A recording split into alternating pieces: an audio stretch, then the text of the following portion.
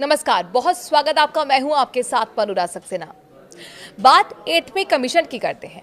क्या डीए और बेसिक पे जुड़ जाएंगे? ये सवाल सभी के मन में है। दरअसल वित्त मंत्रालय ने इसको लेकर तस्वीर साफ कर दी है और क्या कहा है, इस वीडियो में आपको देंगे पूरी जानकारी। प्रधानमंत्री नरेंद्र मोदी के नेतृत्व वाली केंद्र सरकार 8वें वेतन आयोग को लागू करने के लिए लगातार कदम आगे बढ़ा रही है। इस बीच सरकार ने संसद के शीतकालीन सत्र के दौरान उन सवालों का जवाब देते हुए तस्वीर साफ की, जिसमें कहा जा रहा था कि केंद्र 8वें वेतन आयोग के तहत ही महंगाई भत्ता और महंगाई राहत में बढ़ोतरी नहीं करेगी और इन्हें मूल वेतन में ही मर्ज कर दिया जाएगा।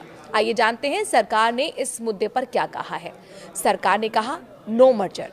लोकसभा में सोमवार को इस सवाल पर सरकार की ओर से जवाब देते हुए वित्त राज्य मंत्री पंकज चौधरी ने साफ कर दिया है कि केंद्र सरकार के पास 8 पे कमीशन के तहत केंद्रीय कर्मियों के महंगाई भत्ते को मूल वेतन के साथ मर्ज करने से संबंधित किसी भी तरह का कोई प्रस्ताव विचाराधीन नहीं है। दरअसल ऐसा अनुमान लगाया जा रहा था कि डीआर में बढ़ोतरी ना करते हुए इसे बेसिक पे में ही मर्ज कर दिया जाएगा। इससे पहले भी सरकार की ओर से सोशल मीडिया प्लेटफॉर्म ट्विटर पर इस तरह के अनुमानों को सिरे से खारिज किया जा चुका था। कब से लागू होगा 8वां वेतन आयोग? एक रिपोर्ट में कहा गया था कि 8वां वेतन आयोग 2026 के आखिरी या फिर 2027 की शुरुआत में लागू हो सकता है।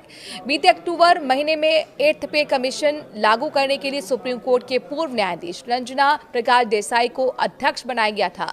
केंद्रीय मंत्री अश्विनी वैष्णव ने भी कहा था कि इसकी सिफारिशें 1 जनवरी 2026 से लागू हो सकती हैं।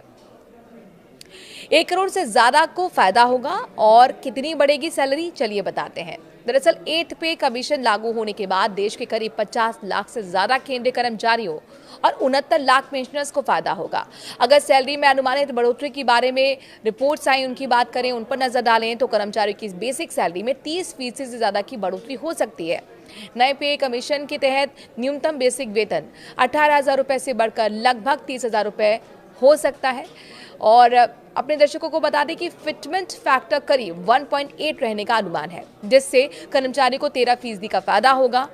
बीते दिनों ब्रोकर्स फर्म एम्प्टिस कैपिटल की रिपोर्ट में दावा किया गया था कि इससे वेतन और पेंशन में 30 से 34% की बढ़ोतरी हो सकती है।